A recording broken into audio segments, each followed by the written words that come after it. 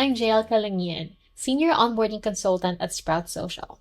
In this Sprout Vibes video, I'll show you how to use employee advocacy reporting to demonstrate ROI through earned media value and highlight the impact of your advocacy efforts. EMV, or Earned Media Value, estimates the dollar value of your post based on impressions and the cost of your equivalent paid media. In other words, it's an estimate ROI number for your advocacy program.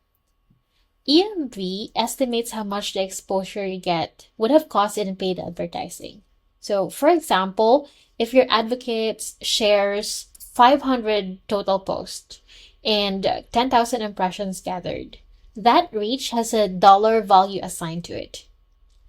Your admins can go to company settings, and from here, you can set the CPM value for each network. EMV is calculated using CPM, which stands for cost per 1,000 impressions. Since advertising is priced per 1,000 views, Sprout uses that same standard to estimate how much your organic reach would have cost if it were paid. If needed, admins can edit this value in the company settings to better reflect your actual advertising cost or your industry benchmark. This is also very important because CPM rates can vary by network, audience quality, or also by country or by region.